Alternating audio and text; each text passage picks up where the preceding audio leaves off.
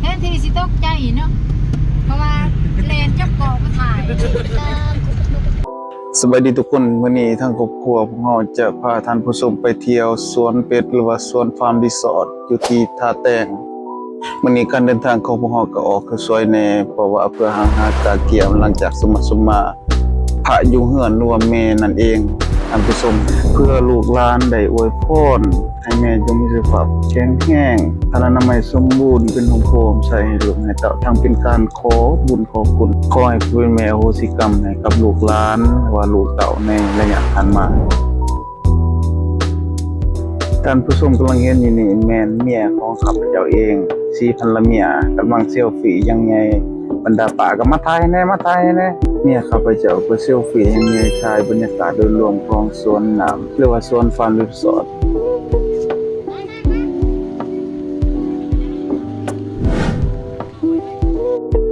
มื้อนี้มาก็สวยแน่ท่านผู้ชมบรรยากาศก็มีฝนโปรยนิดหน่อยแต่ว่าโดยรวมก็อบอุ่นบรรยากาศครอบครัวนั่งจากนั้นพวกเราก็จะได้เก็บภาพเป็นที่ระลึกพอเราใช้ยินดีเตรียมจะกลับนครหลวงจันทร์เพราะว่าทางน้องชายเคยตาเอาลูกชายมายามปุญญาและทาง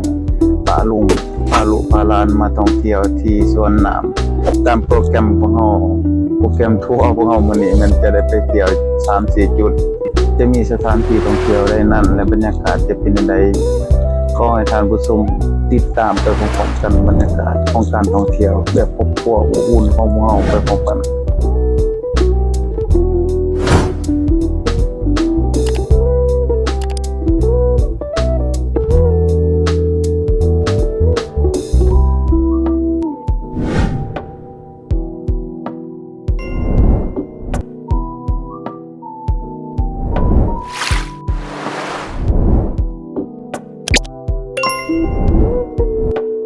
ตอนนี้มนุษย์ป่ากำลังเตรียมจัดสรรเอาลูกเอาหลานเอิ้นผู้นั้นเอิ้นผู้นี้เข้ามาถ่ายเพื่อเก็บภาพเป็นที่ระลึกแบบครอบครัว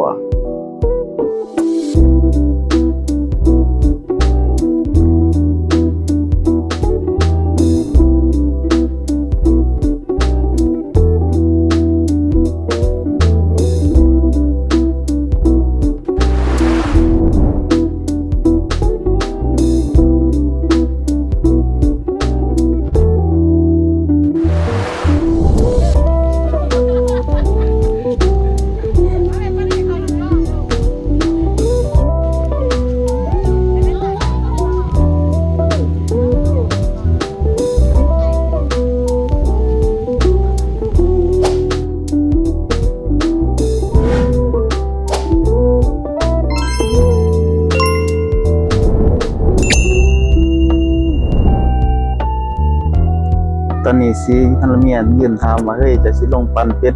ลงขี่เป็ดบ่เขาพเจ้าเลยว่าบ่อยากเขาสิน่าสิเขาป้าแต่ร้านยินิดร้านเข้มพรปากมองแล้วก็ป้าทำไปขี่เป็ด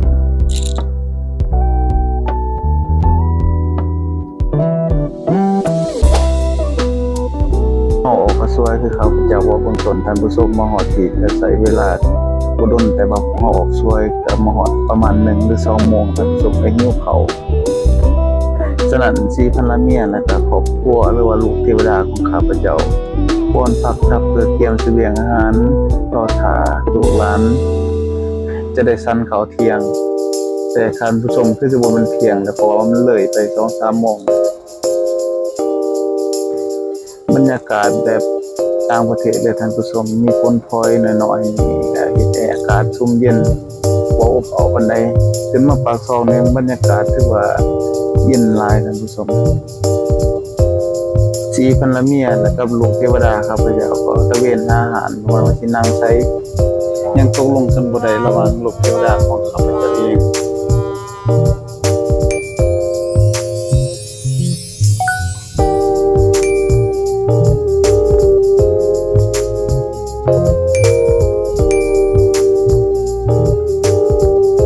ผู้ชมระหว่างที่พวกเรากำลังถ่ายทำจักรยานเลาะหาอาหารที่จะนั่งรับประทานอาหารเที่ยงหรือว่าอาหารเลยเที่ยงอยู่นี้ยันฝนโปรยกำลังตกดินอยู่แต่ว่าอาจจะบ่เห็นชัดเจนเพราะว่าของก็บ่มีความละเอียดปานใดท่านผู้ชม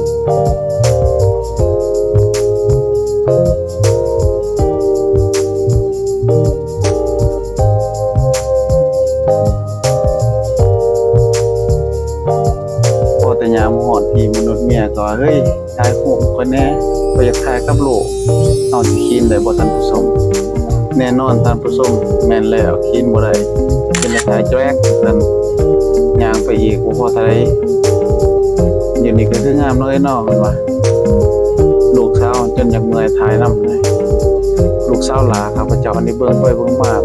หมาดยางนี่คือแม่นแท้เนาะอย่าสิเด้ออย่าสิเกิดเด้อท่านผู้ชม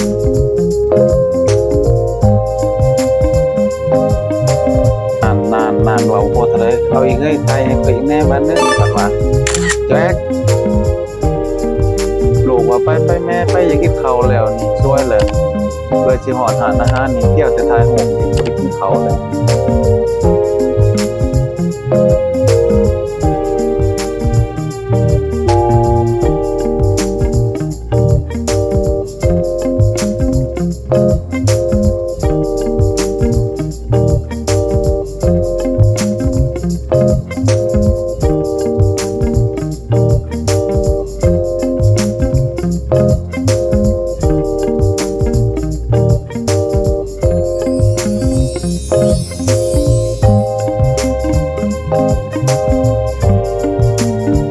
ลูกสาวว่าพ่ออยากขี่สลิงแม่ว่าไปหาสังคมกินท่าอ่าวท่าป่าก่อนกินข้าวแล้วจังค่อยขี่สวนเป็ดหรือว่าสวนฟาร์มรีสอร์ทท่าแตงนี่ท่านผู้ชมบรรยากาศดีหลายแบบคืออยู่ต่างประเทศเลยนะเป็นตัววิวทิวทัศน์นี่ก็สวยงามหลาย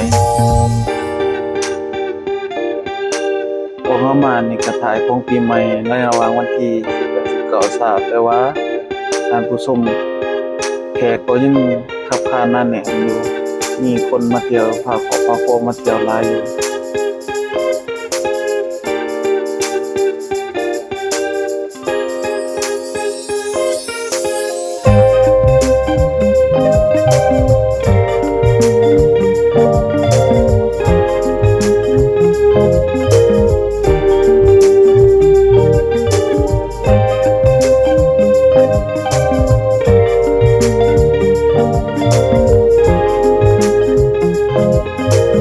ท่านผู้ชมหอดบอลพักแล้วอันนี้ทั้ง4คนเมียก็เตรียมสั่งอาหารถ้าเด็กเสิร์ฟถ้าเดี๋ยวมาเพื่อจะได้สั่งอาหารรอท่าบรรดามนุษย์ป้าแล้วก็น้องชายแล้วก็หลานสาวเต็มพรหลานชายยินิดโตมาแต่ตีเป็ดแต่พอนอกที่ก็บ่ได้ดนผ้าห้องย่านผ้ากะห้องแน่ก็เขาเกิดมาก่อนเพื่อเซฟความปลอดภัยและท่านผู้ชมก็ได้พาลูกพาหลานเขามาก่อนสิได้น้อยเดียวว่าในระหว่างนี้ก็ประมาณ3โมงแล้วท่านผู้ชมไปก็หิวข้าวได้ยาข้าวน่าจืดอยู่จะกินข้าวแห้งแล้วรอท่าอาหารนี่ก็อยากใช้เวลาดนแน่ท่านผู้ชมในระหว่างรอท่าอาหารมานี่ถ้าเจ้ามาขายหยังก็ซื้อกินแล้วมีกระโพดมีสาลีก็กินไปหมดแล้วอยากกินข้าวแห้งแล้วค่อยก็ได้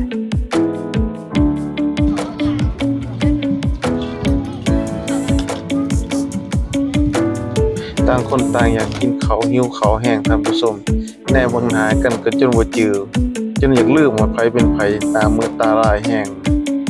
ได้หยังมาก็กินเกาอีเดาเลย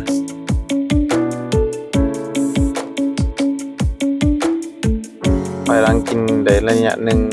นั่งท้องเค็งนั่งตาก็เริ่มย่านๆก็ข้าพเจ้าจะขออนุญาตบินโดรนเพื่อเก็บภาพให้ท่านผู้ชมเก็บภาพมุมสูงเกี่ยวกับบรรยากาศของสวนเป็ดหรือว่าสวนฟาร์มรีสอร์ทท่าแตง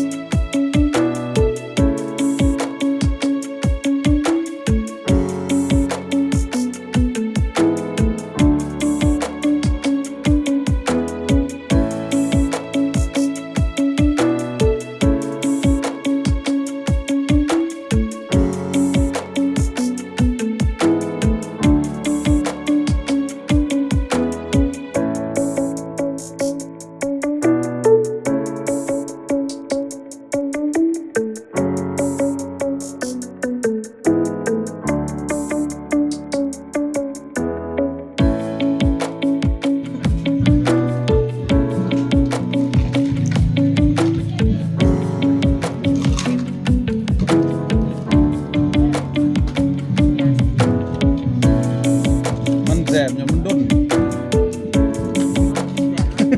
ไม่มีเด้ออาหาร ยกเลิกซะนะเช็คบินเลยก็ได้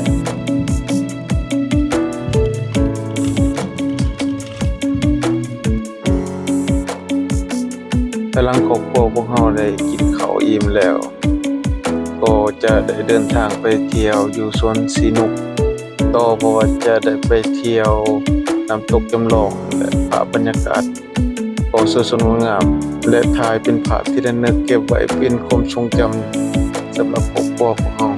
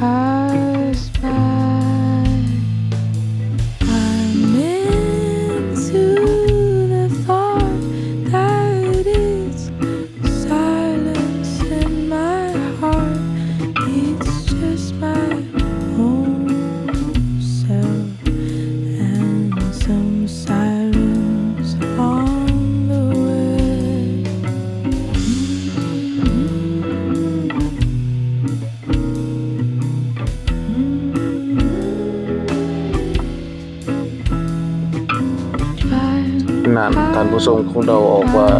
สีภรรเมียของข้าพเจ้าสีวาวาบนี่มันหยังคือเรือนเดียวกันท่านผู้ชมนั่นแหละถ่ายรูปอีกกินข้าวอิ่มแล้ว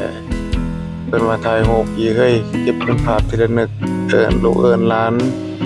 มาถ่ายรูปรวมอีกเทื่อนึงเพิ่นว่า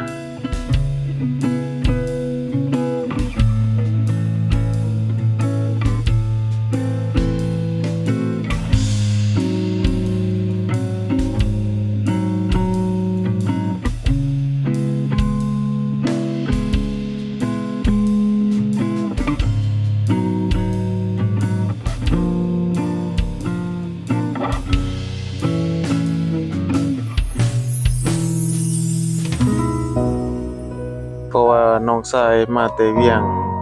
เป็นรอบหลายๆปีที่บ่ได้มายามครอบครัวฉะนั้นมื้อนี้ทางอ้ายกับน้อง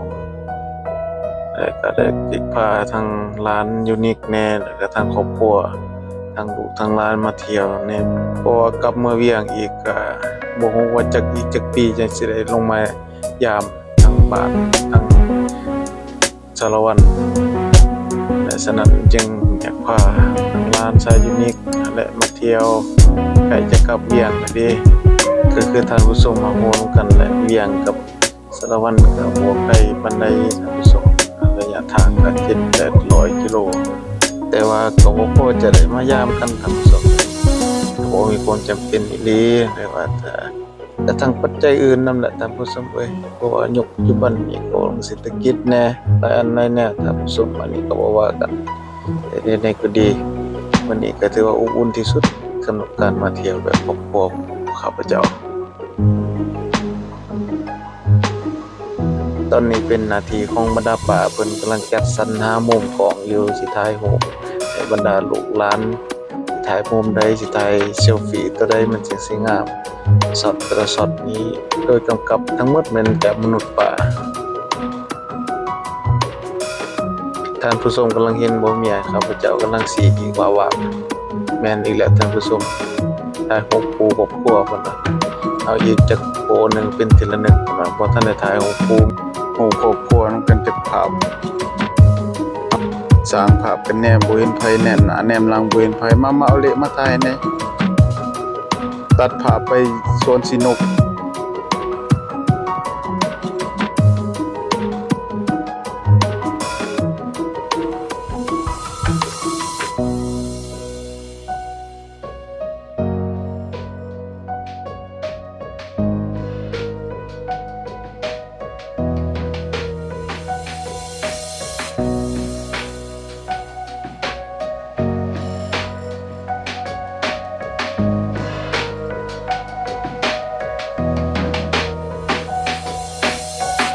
สมมาสวนสินกสนิท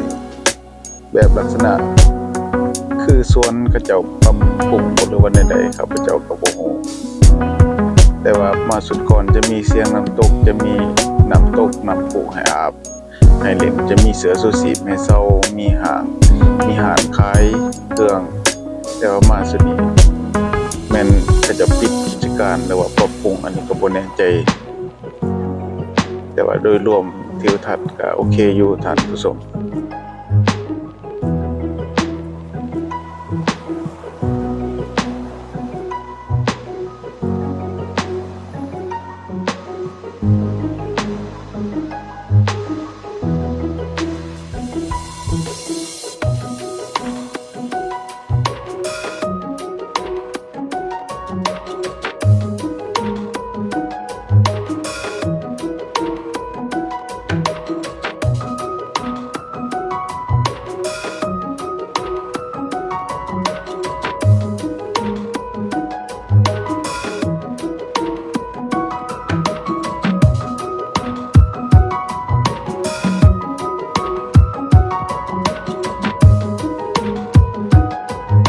หลังจากเขาไปเที่ยวอยู่โซนสนุกทางเบื้องในแต่ว่าเขาจะคิดว่าคงจะปิดปรับปรุงอันใดหนึ่งนี่แหละก็บรรยากาศก็โอเคนะเฮาจะมาถ่ายเป็นทีละหนึ่งอีกทีหนึ่งภาพภายนอกแนมเบิ่งวิวที่ถือว่าสวยงามท่านผู้ชมสไตล์แบบคืออยู่ต่างประเทศเลยสไตล์รีสอร์ทเพียงแต่เฮาเอิ้นว่าทุกคนถ่ายรูปก็จะมาทุกสารทิศเนาะมาทางเบื้องซ้ายเบื้องขวานี่โคมถ่ายรูปถือว่าสติสูงขนาดเนาะ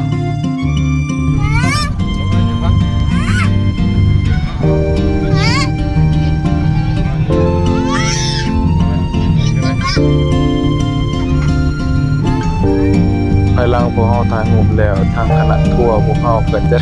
กำลังเดินทางกลับไปที่ตาดเลาะและก็ดอนพันดี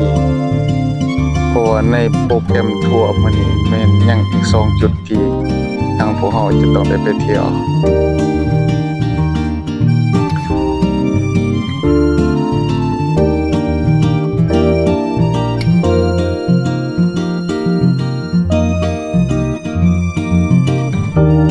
นี่มันภาพบรรยากาศความทรงจำดีๆสำหรับครอบครัวเป็นภาพที่อบอุ่นที่สุดในหลายปีที่พวกเราจะได้มาพบกันอีกระยะเส้นทางแต่สลอนไปตาดเลาะก็ประมาณ20-30 กิโลท่านผู้ชมแต่ว่าแต่ตาดเลาะไปหาดอนพันดีก็สายสวยกันท่านผู้ชมใกล้ๆกัน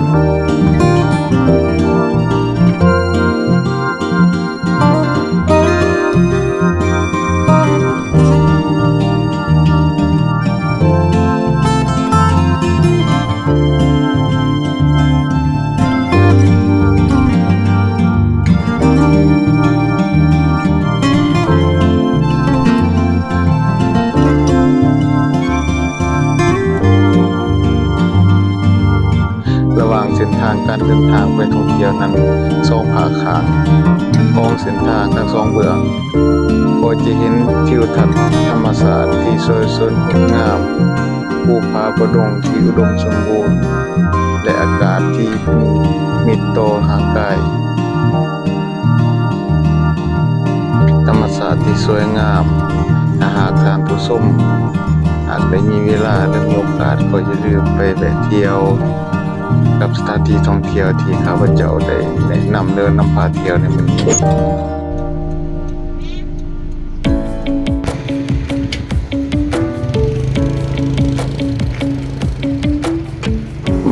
บ่เสร็จพวกเฮาก็ต้องได้ซื้อเสบียงเพื่อเตรียมความพร้อมจะเข้าไปตาดเลาะและดอนพันดี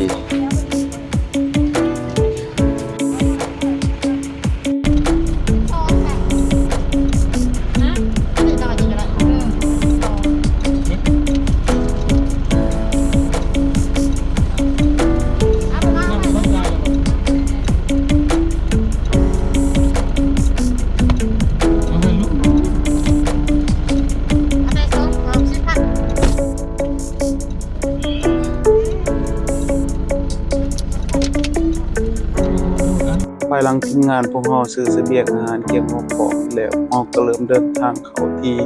ตาดเลาะเพื่อไปเที่ยวชมสถานที่ท่องเที่ยวอันดับต้นของแขวงสะลอน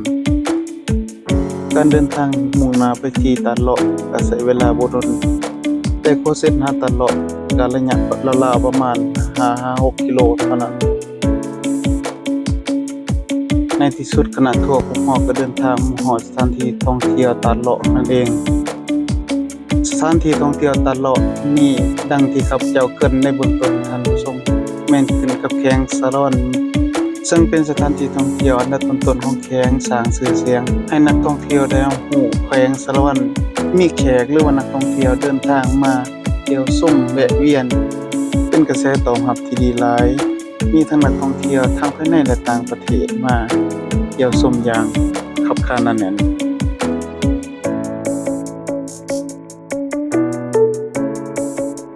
ท่านผู้ชมสถานที่ตาดเลาะหรือว่าตาดหั่งแขวงสะลอนตั้งอยู่บ้านแสนวังซึ่งเป็นน้ำตกที่มีต้นน้ำมาจากแขวงเสกองความสูงของน้ำตกราวๆประมาณ10 เมตรเป็นน้ำตกที่สวยงามอีกแห่งหนึ่งของแขวงมีธรรมชาติที่สวยงามป่าไม้ที่เขียวขจีน้ำใสเย็นมีรีสอร์ทบ้านพักโรงแรมที่รองรับนักท่องเที่ยวที่มาแวะเยือนท่านผู้ชมถ้าหากมีเวลาก็อย่าลืมอย่าพลาดแวะมาเที่ยวชมได้ที่ตาดเลาะตาดหั่งแขวงสะลอน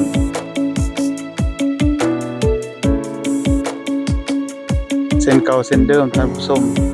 แม่นแล้วเก็บภาพเป็นทีละหนึ่งอีกเพื่อ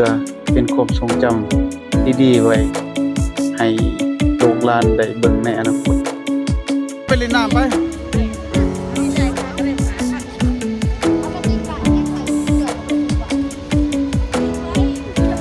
หลังจากที่พวกเฮาที่เก็บภาพเป็นทีละหนึ่งเรียบร้อยแล้วพวกเฮาก็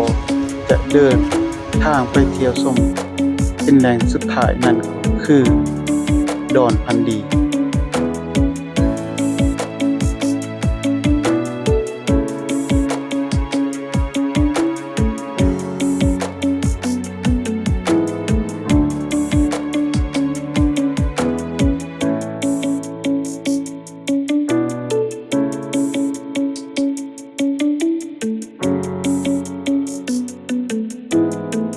ตัดภาพมาที่ดอนพันดี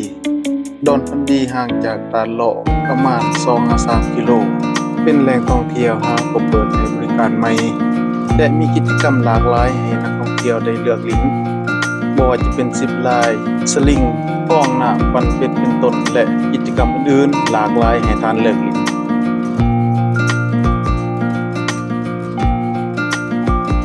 ท่านผู้ชมมอนี่สำหรับการพาเที่ยวของพวกเฮาก็เดินทางมาฮอดสถานที่ท่องเที่ยวสุดท้ายของทริปฉะนั้นสุดท้ายนี้ขอพรใส่แต่ทุกท่านจงมีสุขภาพแข็งแรงพลานามัยสมบูรณ์คิดหยังทำหยังก็สมดังใจต้องการท่านผู้ชมในโอกาสปีใหม่พศ2567 2024นี้ขอให้มีความสุขสมหวังทุกประการขอขอบใจโชคดีปีใหม่ท่านผู้ชมขออนุญาตท่านผู้ชมให้ภาพและบรรยากาศบรรยายต่อไปนี้ขอกล่าวคำว่าสวัสดีบ๊ายบายท่านผู้ชม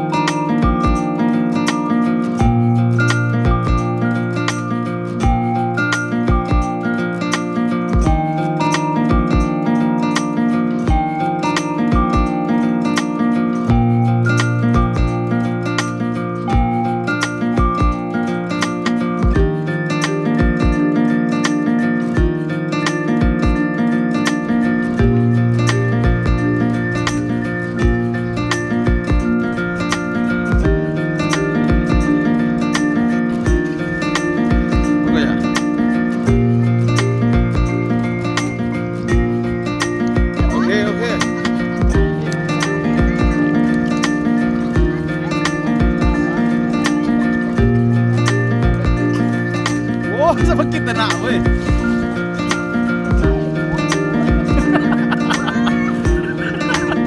เอาน้องเนี่ยเอาแน่เนี่ย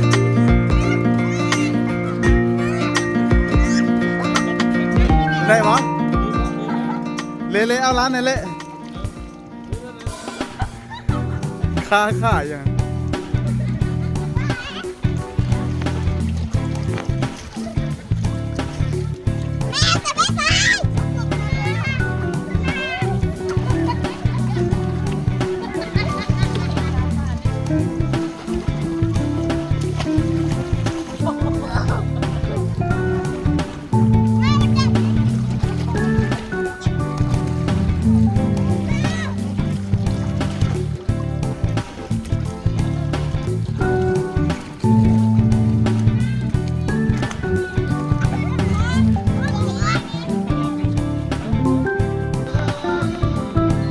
เชื่อสุดสิ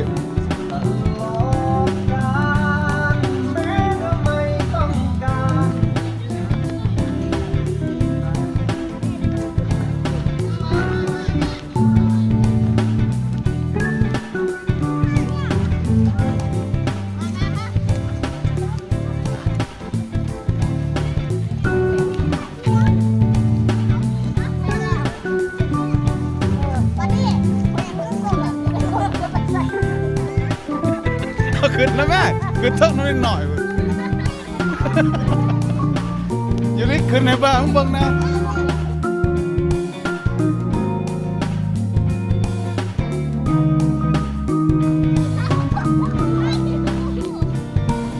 ขึ้นประทากันอยู่เทิงพนจังลงมาเดียว